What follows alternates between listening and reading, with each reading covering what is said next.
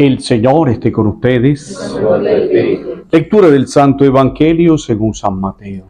Gloria a ti, Señor Jesús.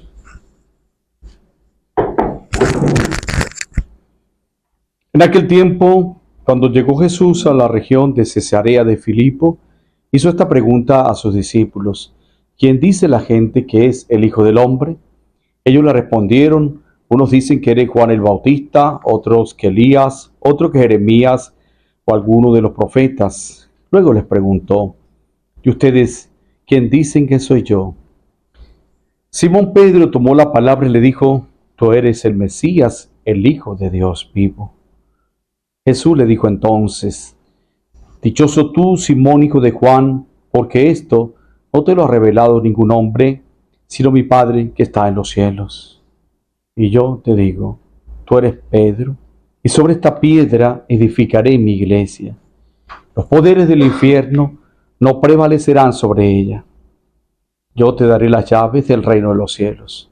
Todo lo que ates en la tierra quedará atado en el cielo, y todo lo que desates en la tierra quedará desatado en el cielo.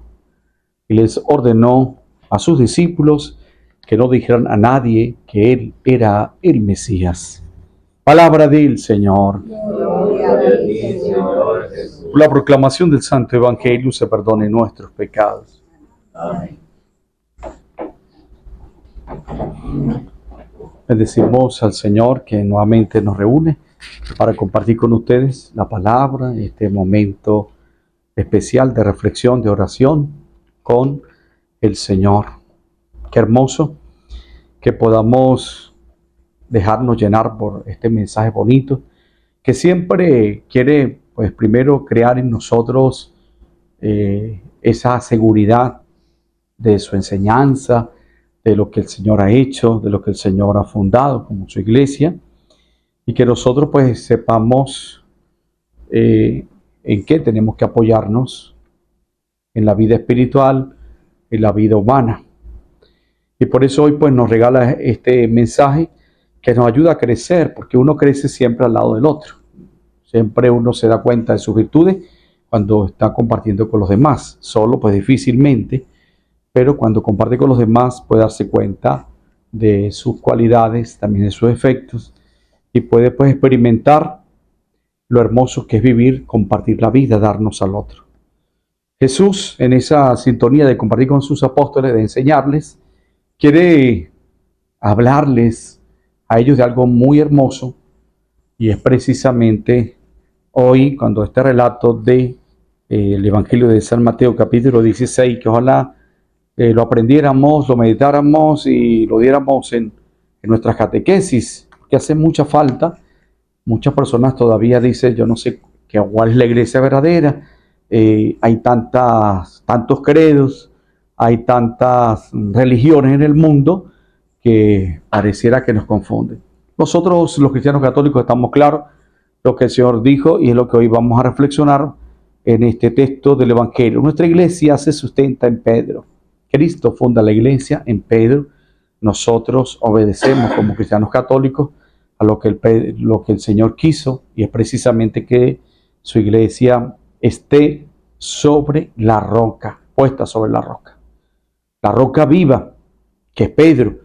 Nosotros siempre en nuestra iglesia pues nos damos cuenta que desde San Pedro, que fue el primer papa, el primero que dirigió la iglesia, hasta nuestros días nos hemos mantenido. Y esto es lo que hoy nos narra este texto. Vamos a desglosar poco a poco pues este mensaje para que nos ayude ahí a entender, ¿no? Siempre tomando en cuenta también otras lecturas colaterales, como fue la primera lectura, que nos va a hablar como el mayordomo del palacio de David que tenía fue quitado y se colocó a aquel mayordomo que era de mayor confianza y que estaba pues puesto directamente por el rey, que es el que hoy hablamos, ¿no? Eliacim. La primera lectura, Isaías 22. Bien, entonces centrándonos en San Mateo nos va a decir que Jesús pregunta a los apóstoles: ¿quién dice la gente que soy yo? Atrás de esta pregunta abre un diálogo entre todos y cada uno comienza a responder. Algunos hablan entre ellos mismos hasta que comienza a responder. Uno dice que eres Juan el Bautista, otro que Elías, otro que Jeremías o algún profeta. Pero en ese sondeo lo que Jesús estuvo claro era que las personas, cada quien tenía su visión de quién era Jesús. Y aquí Jesús quiere pues que realmente tengamos una visión exacta de quién es Él. Y cuando hace la segunda pregunta, y ustedes, ¿quién dice que soy yo? Y Pedro va a responder, tú eres el Hijo del Dios vivo, tú eres el Mesías esperado. Se da cuenta de que sus apóstoles ya entendieron, le han visto hacer milagros, saben que no están frente a cualquier humano o cualquier otra persona o un profeta cualquiera, saben que no es ninguno, no es la reencarnación ni nada de estas cosas, porque es que nosotros, como somos dados a lo fantástico, pues creemos en muchas cosas, ¿no? Yo siempre he dicho que si nos hablan, mire, que salga esta noche y va a ver los marcianos y van a ver cometas y los extraterrestres, a tal hora por ahí, hasta por ahí nosotros, no, por ahí nos vamos a ver, porque no nos impacta, ¿no? Uno cuando estaba niño recordaba que se formaba una gritería por allá y todo el mundo salía para allá a ver. Y a veces hasta uno recibía carajazos por estar metido. Bueno, entonces, ¿por qué nos atrae siempre? Allí va a estar el Señor y el Señor se da cuenta, los apóstoles están claros. Él es el Mesías, Él es el Salvador, Él es el que ha venido para rescatar el mundo, Él es el esperado, no tienen duda.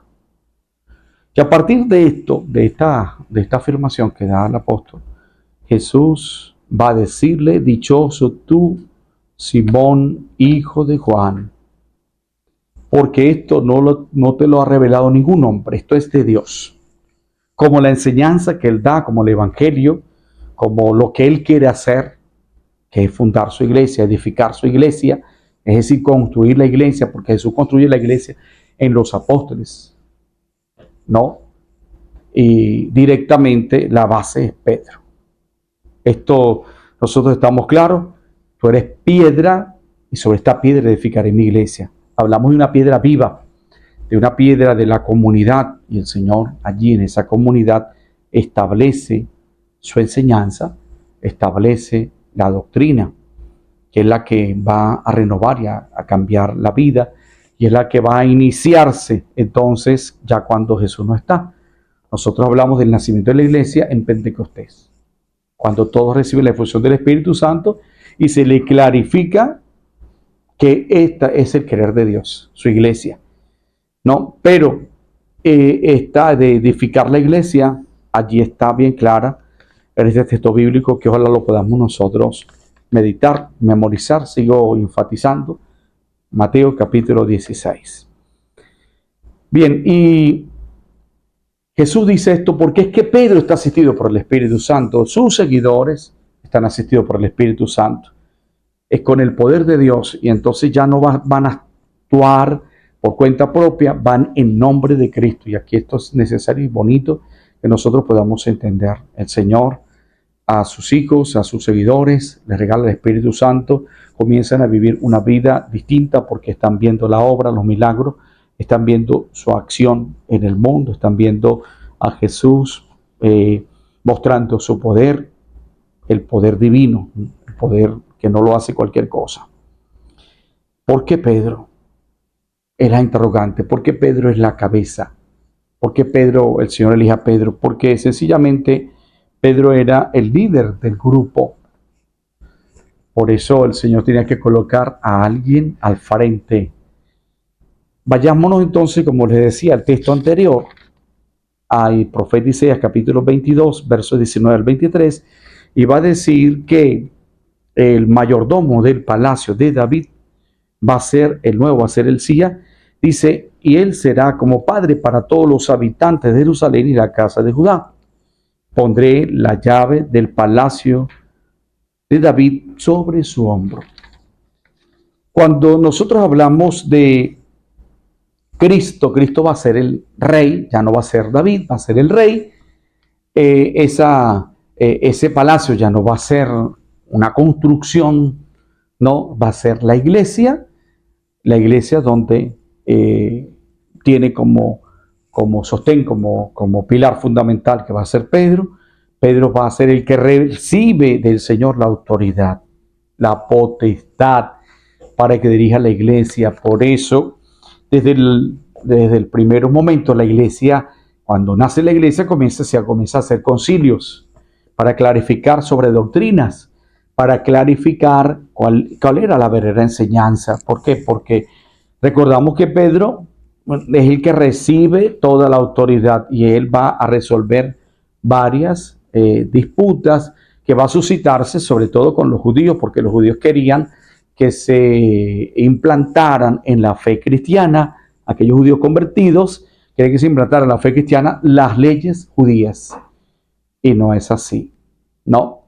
Por eso es que Pedro y la iglesia tienen que purificarse, tienen que empezar, los apóstoles comienzan a componer el credo, que es la oración una de las oraciones más antiguas, compuesta por ellos. Los apóstoles comienzan entonces a distribuir el trabajo, porque no todos lo pueden hacer. Nosotros decimos esa frase, no todos servimos para todos, pero todos sirven para algo. Y comienza a delinearse ya lo que es la fe, el funcionamiento.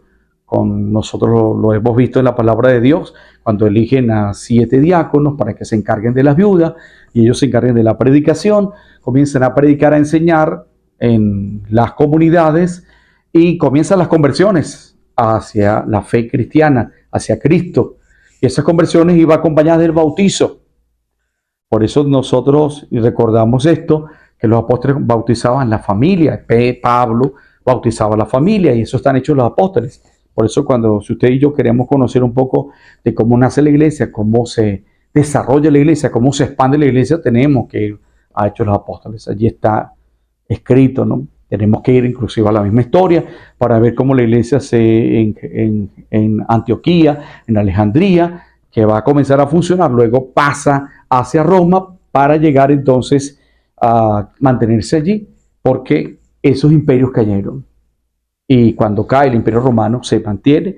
Hoy podríamos decir nosotros que el imperio romano no ha desaparecido totalmente porque la iglesia lo ha conservado y porque se mantienen leyes en derecho, porque se mantienen muchos principios de familia, muchos principios de enseñanza, de la convivencia en la sociedad, de lo que es la organización social, de los bienes y servicios, de todo esto lo que corresponde pues a esta civilización, que son por supuesto para nosotros como madres en el desarrollo, el crecimiento, y que muchas veces tendríamos que nosotros pues inclinar nuestra cabeza porque su experiencia en cuanto a la expansión, el desarrollo y la convivencia fueron muy amplias en la constitución de las clases sociales, en lo que era el gobierno, en lo que eran las leyes. Pero entremos en lo que el Señor va a hablar. ¿Quién va a encargarse entonces de legislar, de gobernar? Pedro. Pedro es la cabeza. Los apóstoles van a seguir. Por eso decimos que Pedro no fue cualquier cosa. Pedro es el que recibe y en el cual se cumple esta palabra que hemos leído, Isaías 52, porque va a ser llamado como el papá de todos, va a ser el que une el pueblo, va a ser el que une la fe. Y por eso nosotros decimos que Pedro es el primer papa. Y hablamos entonces de ese papá que va a resguardar, que va a enseñar, que tiene que corregir, que tiene que imponer también orden.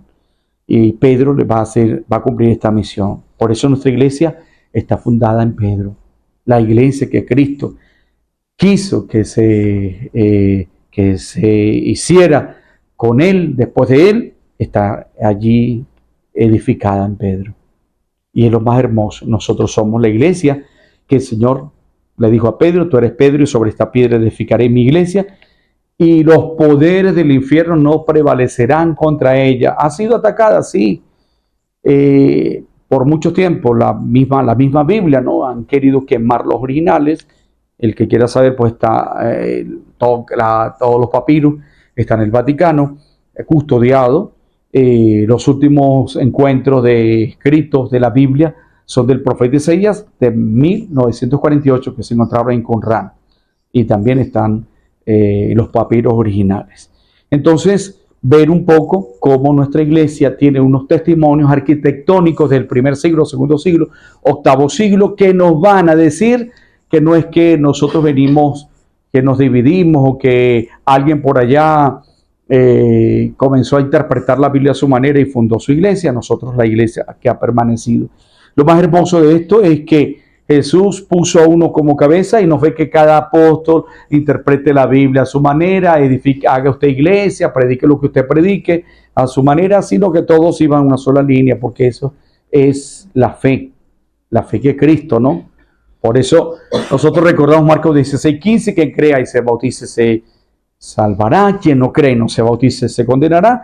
La salvación viene por la fe, no hay salvación sin fe, y la fe en Jesucristo. Cristo es el centro de nuestra vida. A Él tenemos que amar, servir y tenemos que seguir dentro de una comunidad. Pero aquí hay algo, esto sí es fundamental y es bonito y lo hemos compartido en otras Eucaristías anteriores, cuando hemos hablado que nosotros como pueblo de Dios, como iglesia de Dios, somos comunidad y nos acompañamos, nos animamos, oramos unos por los otros. Estamos entonces en parte de este pueblo de Dios que Él quiere que camine siempre hacia su reino. Y nosotros nos corresponde mantenernos fieles a la iglesia, nos corresponde la escucha, la obediencia, la ayuda, porque la iglesia como tal no es la jerarquía, es decir, no son los papas, los obispos, los sacerdotes, sino es todo el pueblo de Dios. Es lo que el Papa Francisco pues, nos ha dicho a cada uno de nosotros, que nosotros tenemos siempre como base que todos somos parte de la iglesia. La iglesia somos cada uno de nosotros. Somos aquellos a quienes Dios llamó para seguirlo, para ser parte de su pueblo. Entonces Pedro va a vivir y va a cumplir este mandato. La iglesia que nace entonces sobre Pedro va a tener las llaves para abrir las puertas del cielo. Atar y desatar también, dice hoy la palabra de Dios. Va a cumplir entonces esta misión, que es lo más grande y lo más bonita. Y creo que para nosotros nos tiene que llenar de mucha alegría ver que nuestra iglesia se fundamenta allí en esos 12 pilares, ¿no? Y que el principal es Pedro. Por eso, mayor comunión en nuestra iglesia, por eso tenemos que amar nuestra iglesia, defender nuestra iglesia, nuestros sacramentos, nuestra doctrina, lo hermoso que nos transmite, que nos enseña.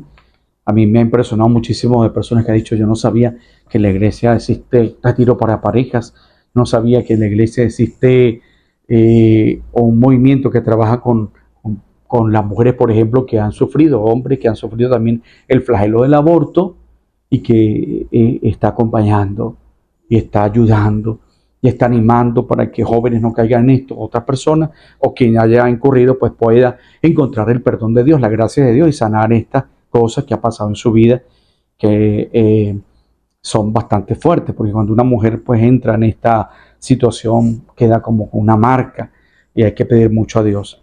Entonces Pedro va a ser como el que va a dictaminar hacia dónde tiene que conducirse la iglesia. Por eso nosotros como iglesia, como cristianos católicos, siempre seguimos la orientación de nuestro Papa. El Papa nos está pidiendo ir hacia los suburbios, los más retirados. Nos está pidiendo a que entremos en el corazón de muchas personas que se han separado por cualquier decepción en la iglesia, que pidamos perdón porque en el mundo necesita reconciliarse. Y él hablaba de esa reconciliación, de esa alegría que tenemos que llevar nosotros los cristianos. Habla de la gran necesidad de que sepamos que nuestra vida está edificada sobre Pedro, sobre Cristo, Cristo el Señor. Él es la base. A mí me gustó muchísimo la reflexión que hacía el Papa, pues recordándonos esto a nosotros, los cristianos católicos, que nuestra fe reposa allí en la piedra que es Pedro, es la base. Nosotros tenemos siempre un norte. Aquí no se trata entonces de que se separaron, de que cada quien crea su religión, de que cada quien hace su vida lo que quiere. Nosotros tenemos una dirección y entonces vivimos una fe. Y nosotros como cristianos católicos que tenemos una doctrina clara, no podemos entonces estar viviendo de otra fuente que no sea cristiana, no podemos estar indagando en el oscurantismo, en el ocultismo, no podemos estar buscando la nueva era, que están dando respuestas hoy fantásticas, ¿no? No podemos caer en lo que nos está pidiendo nuevo orden mundial, ¿no? De que cada quien viva su vida a su manera, porque nosotros tenemos ya un credo, una fe, tenemos una iglesia, el culto a Dios lo damos en nuestros templos, tenemos ya una enseñanza, una disciplina, donde el Señor nos recuerda que el pilar de esa disciplina son los mandamientos, son entonces su enseñanza tras el Evangelio. Hoy le pedimos al Señor pues que podamos perseverar en esta fe cristiana, que podamos nosotros vivir en el seno de la iglesia como hermanos. Ojalá que no nos veamos como enemigos, ojalá que en el seno de la iglesia podamos conocerla más y tener ese gusto.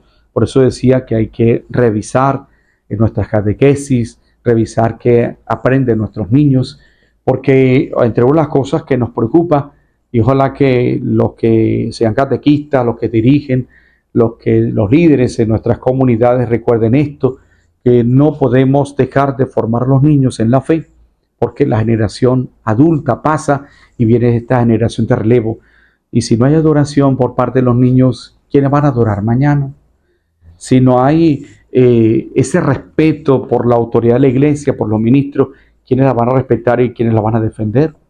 Si no hay lectura de la palabra de Dios, de lo que la iglesia hoy nos dice a través de las encíclicas, de las cartas, ¿no? De los motu propios que hace el Papa, ¿quién los va a conocer y quién los va a dar a conocer? Y nos corresponde dar a conocer las enseñanzas de la iglesia. Nos corresponde dar a conocer los documentos de la iglesia. Nos corresponde a nosotros hablar bien de nuestra iglesia, cuidar de nuestra iglesia. Y yo quisiera hacer, a través de este medio también, de Sanando con el Evangelio, alertar a muchos hermanos que están dictando retiros de parejas, por ejemplo, el retiro de Maús, que es muy bueno, y ojalá que lo sigan haciendo. Estamos nosotros aquí culminando uno. Ayer estuve confesando y de ver una gran alegría, porque es una oportunidad de renovarse. Yo invito a la persona que pueda hacer este retiro de Maús, hágalo. Es una oportunidad hermosa y bonita de encontrarse con Dios y de ver cómo Dios nos llama y ver qué Dios, qué puede hacer con nosotros y qué podemos nosotros hacer también tomados en la mano de Dios. Y es decir, que se nos está metiendo ya en nuestra iglesia, como en nuestra iglesia entra cualquier persona, se nos está metiendo para copiar maneras de trabajar, manuales, metodologías para que se hacen en los retiros espirituales, en actividades propias nuestras, y ya han copiado cantos, ya han copiado modalidades con las cuales estamos trabajando. Yo me quedo admirado, por ejemplo, ya han copiado eso de ir a las casas y comenzar a hablar a los niños de historias, de cuentos, y irlos adiestrando, preparando, catequizando, como nosotros llamamos, para llevárselo. Yo creo que por un plato de comida o por una bolsa, que ya lo están haciendo también, dándole comida a la gente, utilizando este método, no podemos vender la conciencia y nuestra fe y nuestra religión. No podemos nosotros, por simple curiosidad, querer ir a indagar sobre tantas cosas de literaturas que están en contra de la iglesia, están en contra de Dios. Hoy los grandes dueños de los medios de comunicación social, de los medios que tenemos, son ateos, son materialistas, inclusive muchos de ellos satanistas, que de una u otra manera están opacando la figura de la iglesia, están mancillando el nombre de los sacerdotes, las religiosas, están promoviendo más todos los errores, equivocaciones, defectos o pecados, y nos están promocionando tantos santos, tantos servicios, como la iglesia que tiene leprosorio, tiene atención para ancianos, para invidentes, para hospitales, para niños de la infancia, que tiene en el mundo entero misiones, que está yendo a partes muy déspotas, donde muchos laicos, sacerdotes han muerto inclusive por la malaria, por enfermedades que hay en Amazonia, en África, en nuestra misma patria, aquí donde estamos en Venezuela, porque, como la malaria, porque están gastándose y dando la vida. Muchas personas no saben esto. Muchas personas no saben de los sacerdotes que en Ucrania ayudaron para dar alimento a quienes estaban heridos, muchos moribundos, muchos confesarse, y cuántos de ellos también murieron en un derrumbe, con una bomba, murieron ayudando, rescatando niños, rescatando personas, llevando a Cristo. Cuando hubo las guerras de los cristeros en México, cuántos sacerdotes, cuántos laicos, catequistas murieron. Y nosotros hoy tenemos que darnos cuenta que esta es la iglesia de Cristo. Esta es la iglesia que tenemos que amar, que está fundamentada en los sacramentos, que nos sanan el corazón, que nos llenan de vida, y que el Señor va a recordarnos: dichoso tú que has creído, dichoso tú, porque tú lo que has dicho, lo has dicho por obra del Espíritu Santo. La iglesia está asistida por el Espíritu Santo. No la va a acabar ningún ser humano, porque es obra de Cristo, y la obra de Cristo nadie la destruye. La fe que Cristo, el poder que Cristo dio a los apóstoles, no lo va a quitar nadie. El poder que se le da, se atribuye en nombre de Jesús a los obispos, los sacerdotes, son gracias muy especiales de la cual nos beneficiamos nosotros.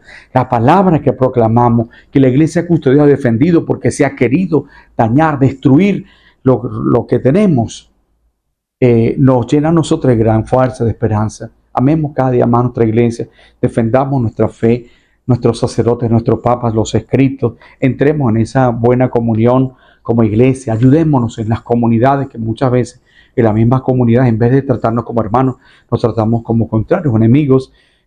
Hablemos bien del hermano, ganemos, sumemos más a nuestra iglesia, que muchas personas han retirado.